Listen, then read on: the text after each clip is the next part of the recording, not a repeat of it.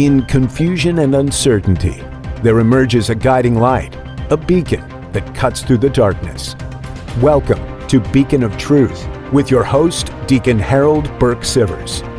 Hello, everyone, and welcome to Beacon of Truth. I am your host, Deacon Harold Burke-Sivers, and you're listening on the EWTN Global Catholic Radio Network. It is so great to be here with you again today, and I'm very excited for today's program because we have a very special guest on with us today, the one and only Steve Beuerlein. And the one thing that we have in common is that we're both graduates of Notre Dame, and we were both there at the same time. I'm an 88 graduate, and Steve is an 87 graduate, and he was the starting quarterback on the Notre Dame football team at that time. And so the first 2 years, Jerry Faust was the coach.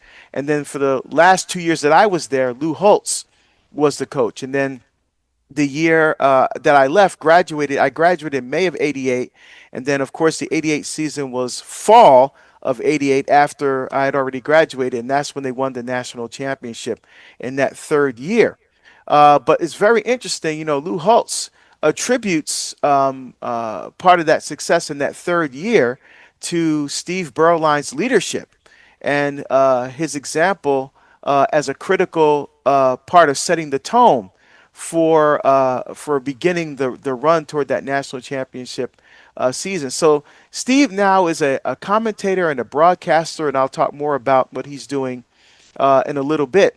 But he's here with us because he is a devout Catholic and a speaker.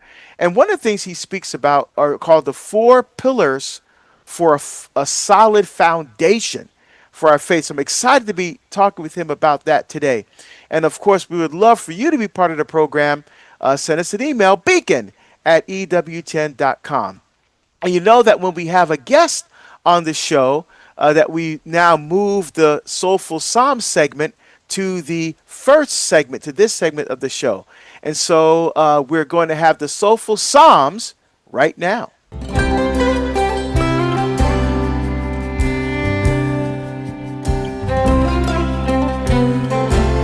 All right, my friends, it is now time for the Soulful Psalms segment of Beacon of Truth.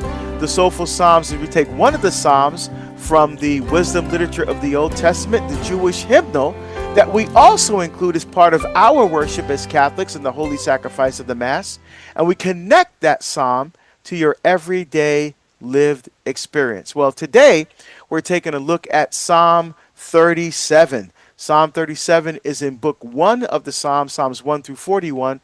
All of those Psalms are attributed to King David. The prescript or superscript of this psalm is very, very simple. It simply says, Ha David, or of David. And David talks about, he started off this psalm, do not fret because of the wicked, do not envy those who do evil, for they wither quickly like grass and fade like the green of the fields. So he goes, don't worry about those who seem to be getting all the attention, all the glory in this life, because that's going to fade. In fact, one of my favorite quotes when I was studying Latin at Notre Dame, actually, was from Cicero, Sic transit gloria mundi, so passes the glory of the world. Because this world is fleeting. All the pleasures and all the things that we find comfortable in this life is all going to go away. The only thing that's going to be left is love. The only thing that's going to be left is life with God forever, or the other alternative, right? And so we dive in today at verse 35. I have seen the wicked one triumphant, towering like a cedar of Lebanon. And so we see this reference to the cedars of Lebanon all throughout the scriptures, both the Old and the New Testament. And, I'm praying one day that I do get to Lebanon, because I would love to see those famed biblical cedars of Lebanon. We know that the cedars from that area were and the acacia wood were part of the wood that was used to build the Ark of the Covenant. We know that the wood from that region was also used to build the first temple. So we see when David started gathering materials for Solomon to build the temple, that we see that part of the wood came from the famous area of the cedars of Lebanon. And so I would love, love, love to go there and see those trees for myself. And so he goes, yeah. So their work on earth, the wicked one, they tower like a cedar of Lebanon. Then he says in the next verse here, which is well, it's an antithetical parallelism. That means there's a contrast between the first cola and the second. So he says, I've seen the wicked one triumphant, tower like a cedar of Lebanon, and then I passed by again, he was gone. I searched, he was nowhere to be found. Right? So that's the fleetingness of this world. Okay, you're here 1 minute, you're gone the next. Right? It's like what do we call music? A one-hit wonder, right? This person comes out on the scene, they make a big splash, they have this massive hit, and then you never hear from them again, right? We call that a one-hit wonder. And so life is like that as well, as David is describing here.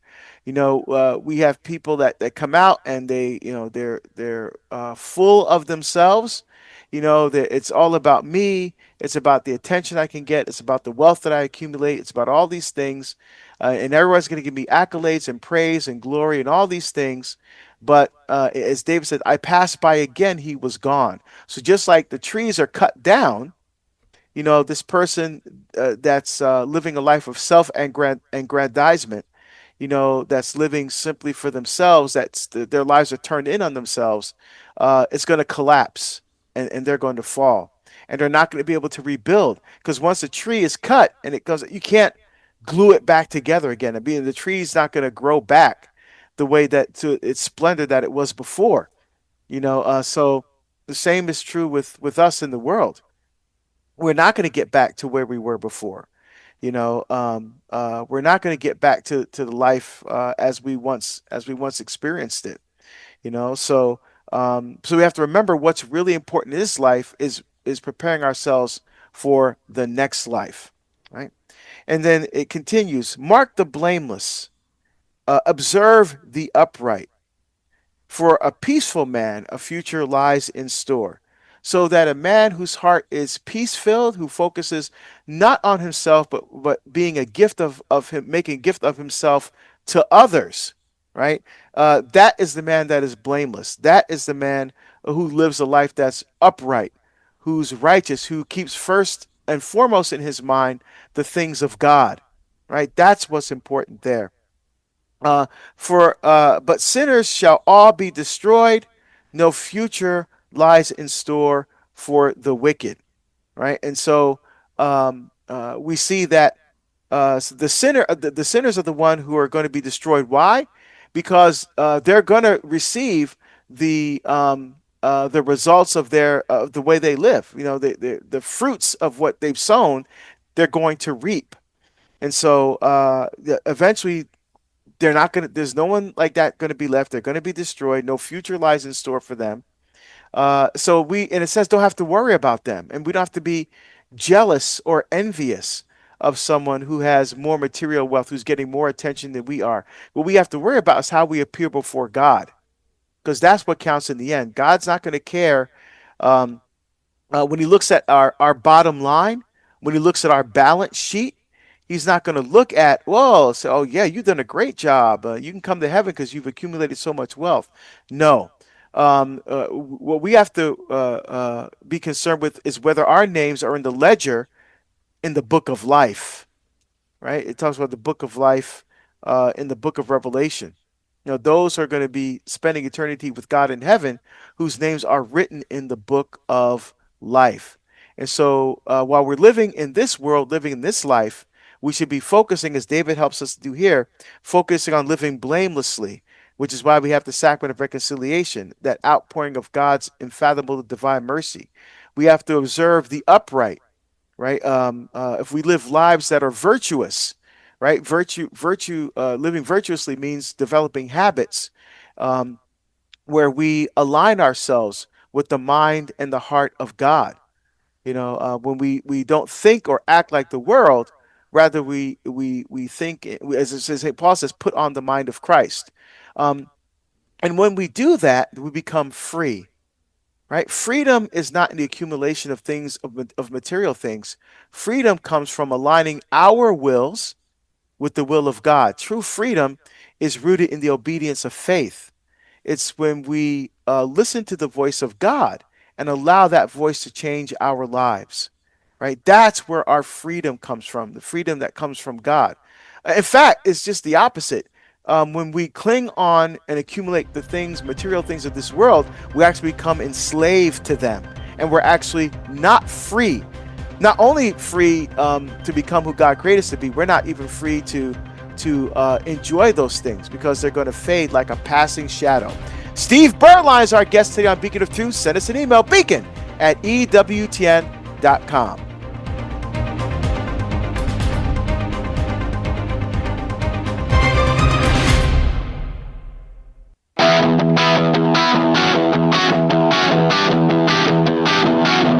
Oh, yeah.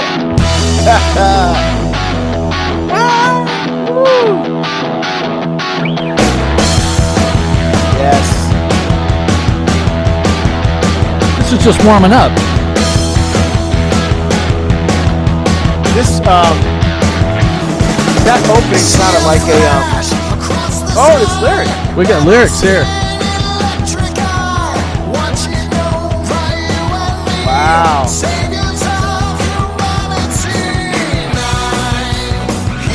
See, when Steve's on the show, we get a bigger budget so we can afford the whole band, not just the instrumentation. Oh, that is cool. You know, at first I thought it's like that opening riff in the beginning, like a Scorpions kind of a thing. Yeah. And now listen to the singer, it kind of sounds like a little bit like Ozzy. You know, that's cool, man. That echoey, the echoey voice in the studio is 100%, John Lennon, Ozzy, like it's in that wheelhouse, right? Yo, absolutely, absolutely. So is that as an original song by you then? It is not. But I thought it was fitting as we were like, because again, and I'd be curious if Steve will share some of this too, of like hype songs in the locker room. I always wonder what players have in their head before they go out on the field. Because I think that's the same thing for our life, our faith. Like, what's the anthems that hype us in our walk with God? What's, to get us ready for the staff meeting or whatever it is. You need that song to kind of carry you through. So trying to find those little ampage for us today. Yes, it's so true. I love that. Love that. I'm Deacon Harold Burke-Sivers. You're listening to Beacon of Truth. And today we have a very special guest. We have a former Pro Bowler and world champion football player, Steve Beuerlein, who was a quarterback at the University of Notre Dame for my first 3 years there. He's an 87 graduate. I'm an 88 graduate. And so he's still continuing to do great work as far as the NFL is concerned. But we have him on today because he's also a devout Catholic and a speaker. And he has something we're going to talk about today, the 4 pillars for a solid foundation of our faith and in our lives. I love that. So again, Steve was originally from Southern California. He began his career football as many do, like with grade school and then a high school career. He was a varsity athlete all 4 years in both football and basketball, as it turns out as well. He was recruited to go to Notre Dame and spent his first 2 years as a quarterback there under Jerry Faust. And then after my sophomore year, Lou Holtz came in. He was the quarterback under Lou Holtz for the first season that Lou Holtz was there. And then he graduated, and I was there for the second season of Lou Holtz. I graduated in 88. Again, Lou Holtz credited Steve's leadership and example as being critical for setting the tone for Notre Dame's 1988 national championship season. So after he graduated, he was drafted by the Raiders in 1987 and went on to enjoy a 17-season career in the NFL, playing for the Raiders and the Cowboys, the Cardinals, the Jaguars, the Panthers, and the Broncos. And he famously led the Cowboys to their first playoff win in nearly a decade, and set franchise passing records with the Carolina Panthers and earning a Pro Bowl nod in 1999 and also won a championship as well. And so now, whether he's mentoring young athletes, supporting community causes, or speaking out about the challenges and rewards of walking faithfully in the secular world, Steve always brings his Catholic values to the forefront. And that's what we're going to be exploring today. He's remained close to the game of football as a commentator on CBS Sports and the Compass Media Networks, where he currently calls national broadcasts for Dallas Cowboy games. He's a dad, a proud father of 4 kids. He's a committed husband, father, and man of faith. And he believes that the greatest victories in life come not from trophies and accolades, as we were talking about in the Soulful Psalms, but in trusting in God's plan, serving others, and staying true to our values, whether that's on or off the field. So I'd like to welcome the Beacon of Truth, Steve Beuerlein. Steve, welcome to Beacon of Truth. It's so great to have you with us today.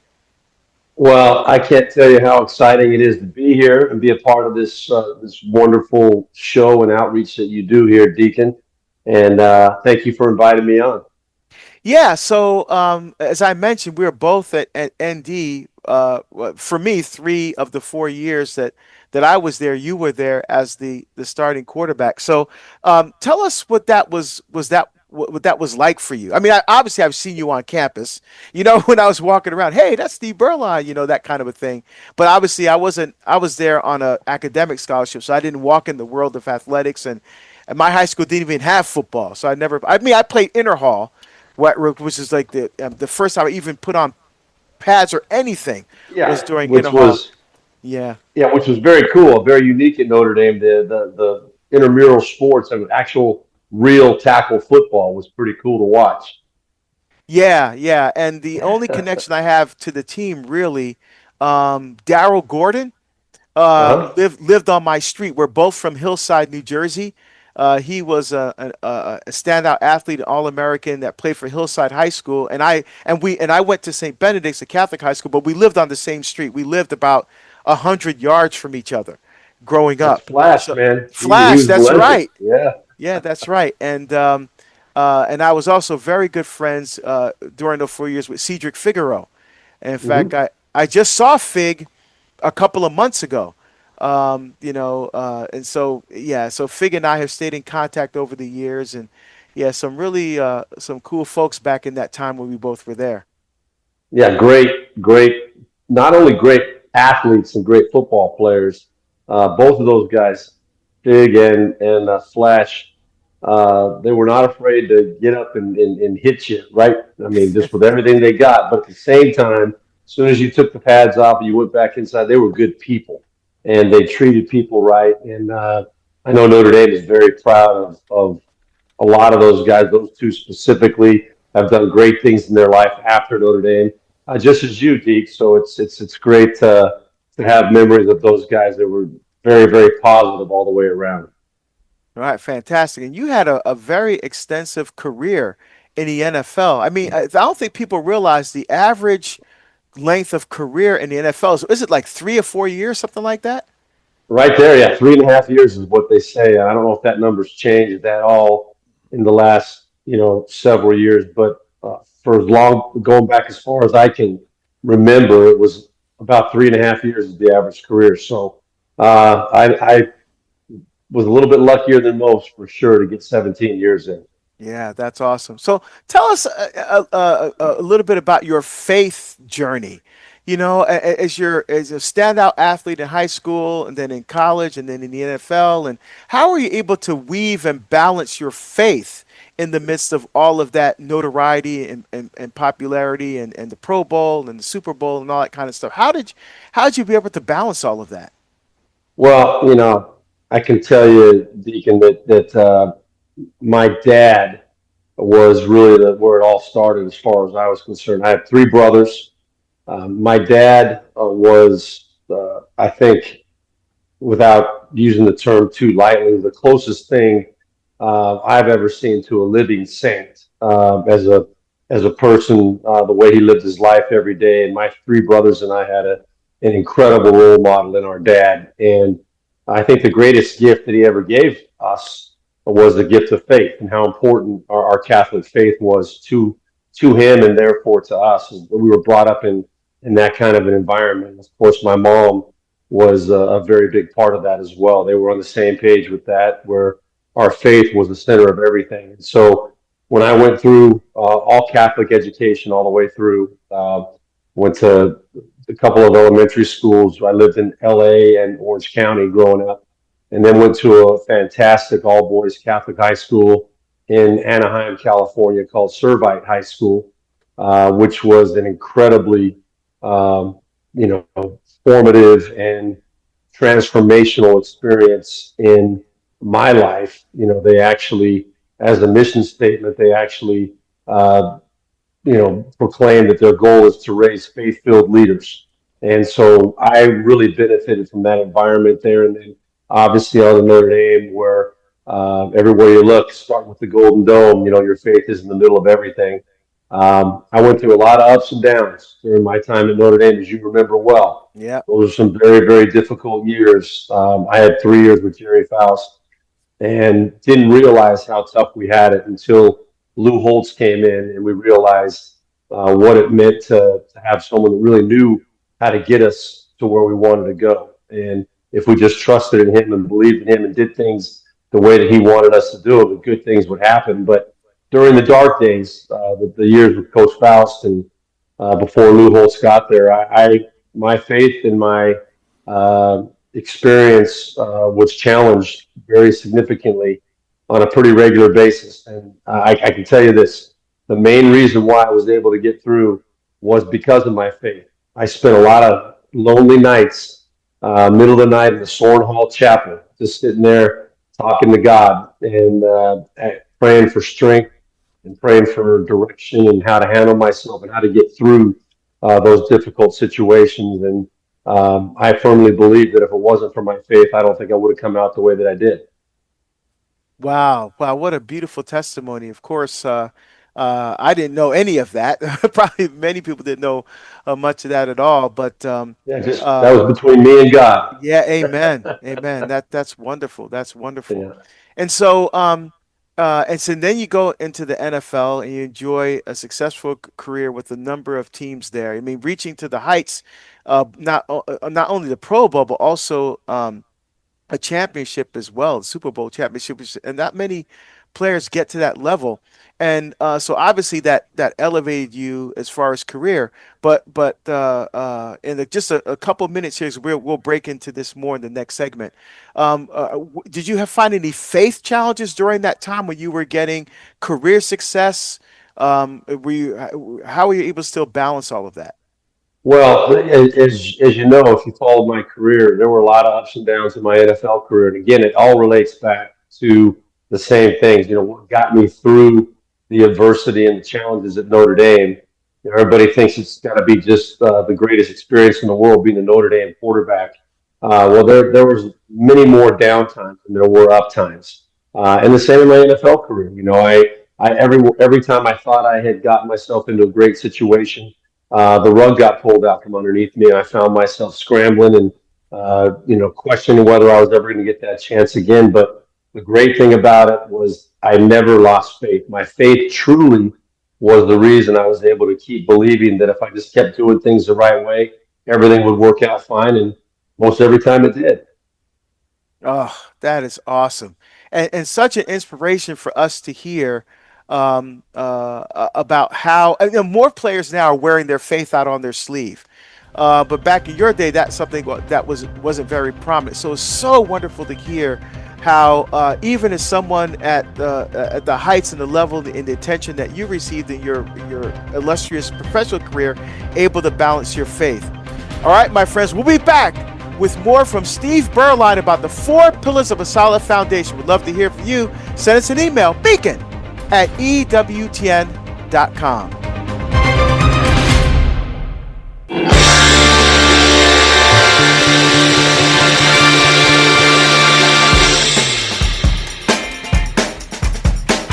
Yeah.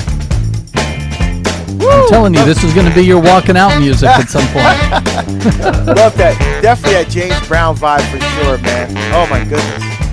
Only then, as you get to the end of a talk, as you walk off, they can drape a cape over you and you can just Oh, that's hilarious. So I got to ask Steve, what is the hype music that you would have in the locker room for some of your games? Well, back in those days, but not to age myself or date myself, but we had the Walkman. The Sony Walkman was what we had to listen to, and I had the headphones on, I had my CDs, and I had it all figured out. I had a routine that I really started back in high school. Before I went out on the field for pregame warm-ups, my favorite song to listen to, and I had to listen to it, or I didn't feel like I was ready to play, was the great song by the Cars, "Let the Good Times Roll." And so that would just put me in that relaxed kind of state of mind where I was like, okay, we're ready. It's time to get ready to go here. I'm feeling good. Let's go out and have fun. Let it roll. And then we would come back in after pregame warm-ups and get ready to go take the field. And the song that I had to listen to before we actually took the field for the game was "Right Now" by Van Halen. And that song, you listen to those words, if that doesn't get you fired up, man, that was to me the ultimate. People talk about "Eye of the Tiger" and all the other great songs that go back to the 70s and 80s. But for me, it was "Right Now" by Van Halen because it just got me in the zone, man. I was ready to go. It's a great one. Yeah, that is awesome. That is so awesome. I'm Deacon Harold Burke-Sivers, listening to Beacon of Truth, and today we have a very special program. We have Steve Beuerlein, Notre Dame standout quarterback, and also a Pro Bowler in the NFL, and also won a Super Bowl championship. He's now a husband and father, which is his greatest accomplishment, but he's also serves as a broadcaster for the Dallas Cowboys and he CBS Sports and also Compass Media Networks. And he's also a Catholic speaker. And I have him on the program today to talk about the 4 pillars for a solid foundation of our faith. And you've heard me talk about this before, that in Psalm 127, Solomon writes, who built the first temple, if the Lord does not build the house, in vain do the builders labor. So our job as parents, as coaches, as mentors, as catechists, as teachers, are not to build the house of the lives of our children and those that we're mentoring. No, the Lord has to build that house. Our job is to lay a foundation upon which our sons and daughters and our mentees, they will build the house of their lives with the Lord, but it has to be built on a solid foundation. So I'm very excited to have Steve Beuerlein on with us today to talk about the 4 pillars of a solid foundation. Of course, we'd love for you to be part of the program today. Send us an email, beacon@ewtn.com.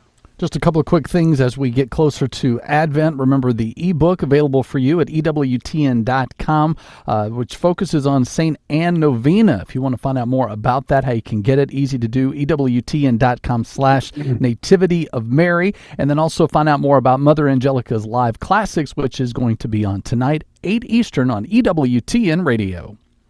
All right, Steve Beuerlein is our very special guest today on Beacon of Truth, here to talk to us about the 4 pillars for a solid foundation. So, Steve, how did you develop or come up with this idea, this concept of these 4 pillars that help build a solid foundation of our faith? It was it kind of evolved over time, Harold, and I do a lot of public speaking. I had done a lot through the course of my professional career, and then as I became a broadcaster, more opportunities to get out and do those things. And I'm grateful to be able to share a lot of this testimony, these stories through CatholicSpeakers.com. They've been in my life for just the last 6 or 8 months, and it's really been a nice opportunity to be able to go out and express my views and my faith and how impactful it's been in my life.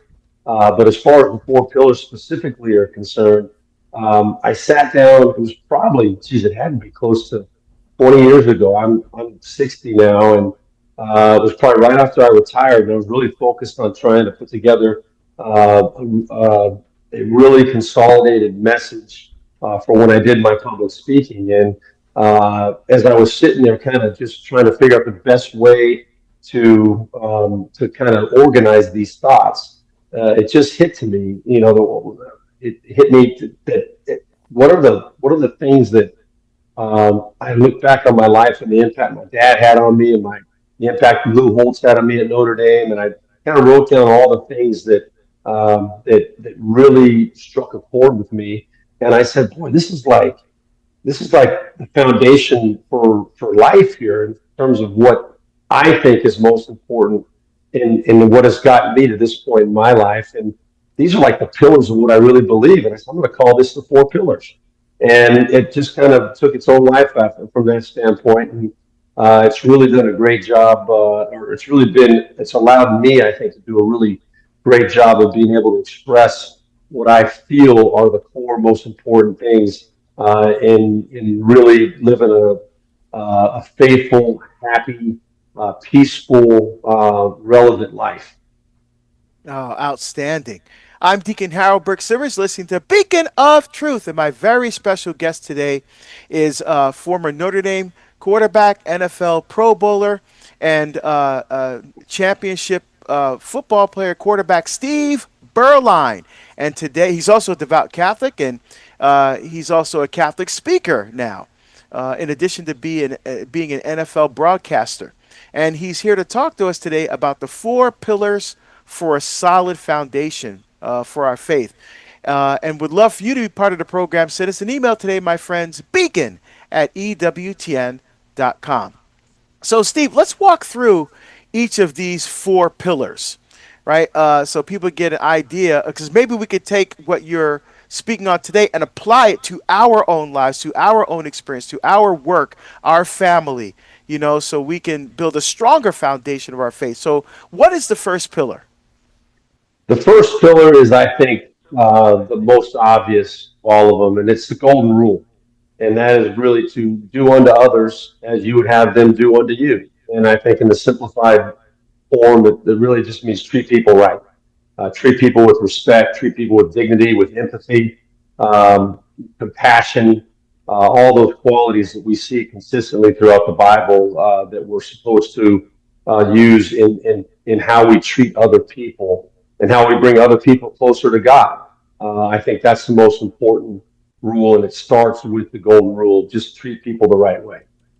Yeah, and that's especially important right now in our culture today, where we see so much division, so much anger and vitriol, so much separation from each other, and even to the point of turning to violence as a way to solve problems instead of respecting it. Look, you don't have to agree with everyone. That's fine, but we still have to respect the person standing in front of us, because every person, as you so wonderfully articulated, Steve, is made in God's image and likeness. And because of that, they deserve our dignity and respect, even though we disagree with them. And disagreement is okay, because disagreement allows us to enter into a dialogue. And the whole purpose of that dialogue is to seek the truth, not to say, well, I'm right, you're wrong. I yell louder than you. So no, it's ultimately about the search for truth. It's about the search for truth. And you're absolutely right. Starting with that golden rule, treating each other the way we want to be treated, I think is the first step to building respect. Again, even in the midst of disagreement, which is okay, but at least build respect so we can enter into a dialogue to see where we're coming from. And I agree with that build. 100%. And going back to just to bring in one concept from Lou Holtz, I think you can oftentimes forget how significant it is when you show people you care. And Lou Holtz used to always tell us that show people you care. You never know when a person might need just a little acknowledgement. Maybe it's just a little pat on the back. I don't believe it's ever okay to just brush people off and not give them your attention. I think you always have to show people the respect of at least acknowledging them. And if there is a way to give them one positive thought to think about, you never know whether that might make a huge difference in their life. Maybe it might change the course of their life because of how you were able to communicate that to them and what they were going through at that specific moment. You never know. That's so true. And I remember, Steve, in my own life, being a freshman in high school, coming from a family with divorced parents.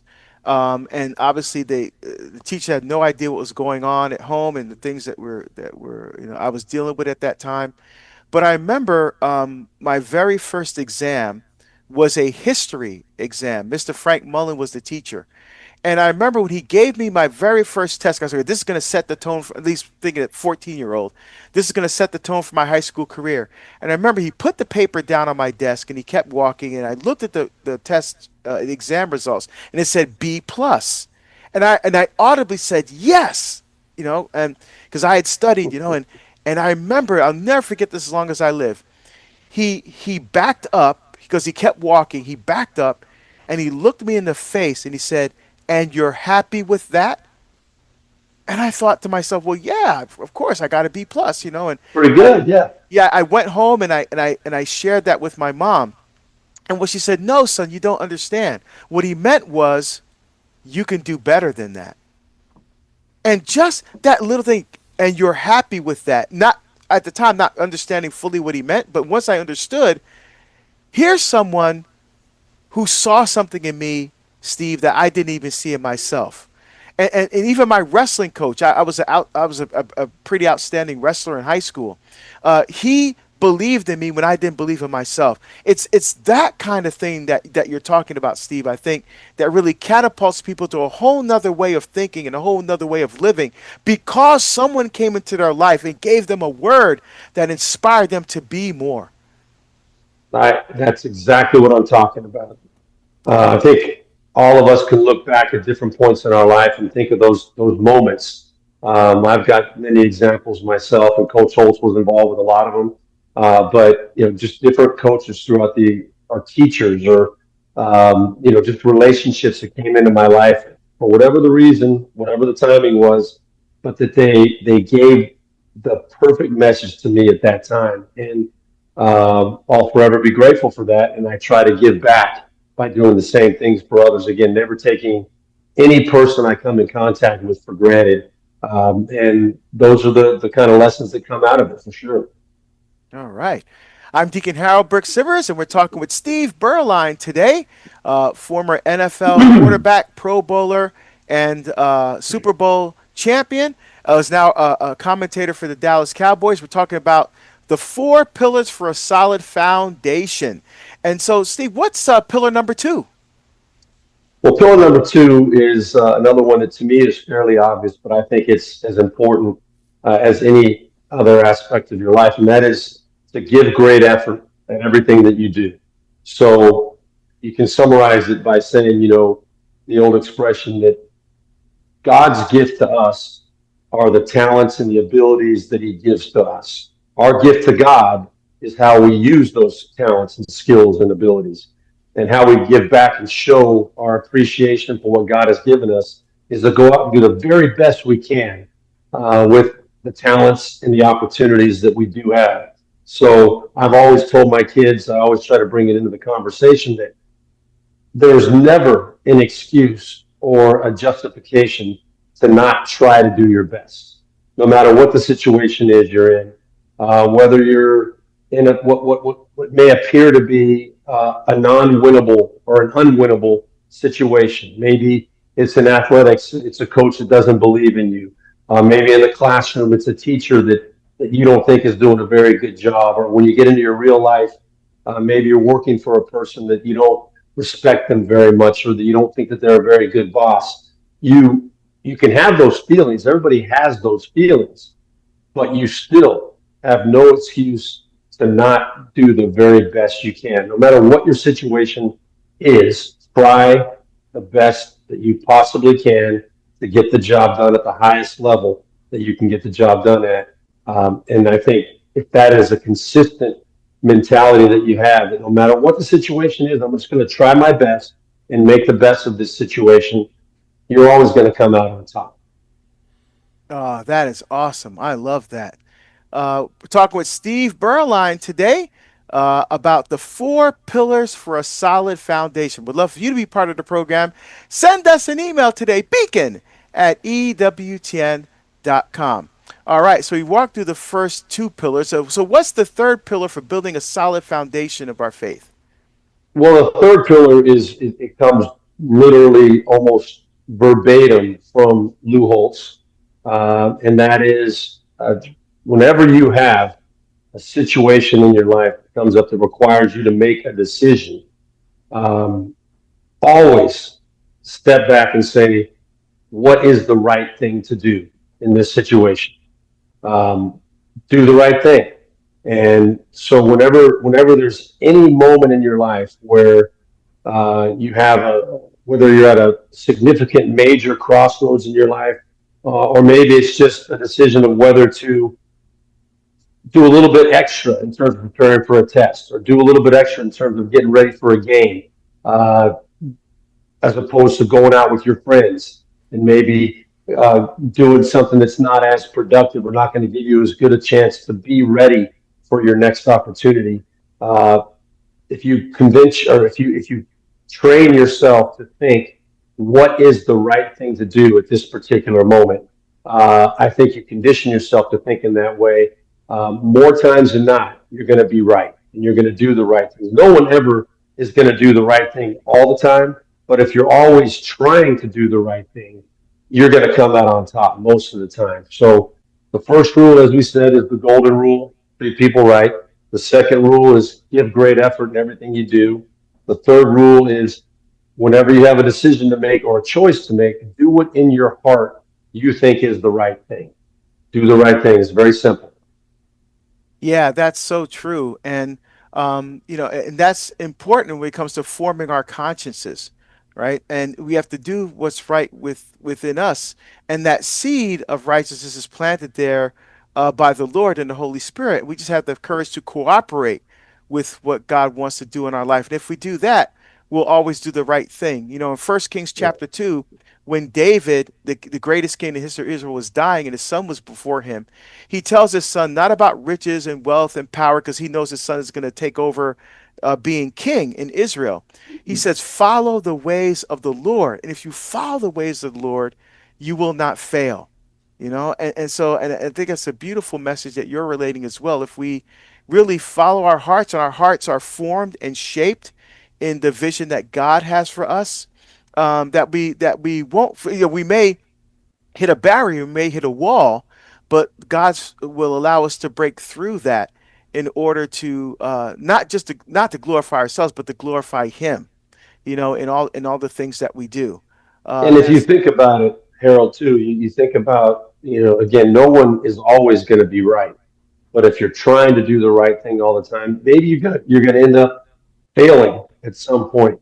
But as we all know, the greatest lessons in life a lot of times come from your failures. When you do fail, you're going to understand and learn more, and it's going to make you a better person a lot of times down the road. Or maybe doing the right thing may not advance you at some point in your life, but in the long run, those kind of things come full circle.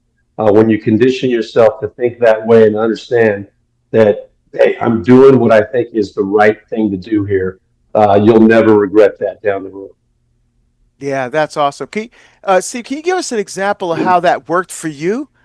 Maybe when a time where you're trying to balance, like, you have this NFL career, but then you have a family, and you have all the things. So, obviously, you traveled quite a bit, and it's away from your wife, because maybe it's a time that you had to find that balance in your own life.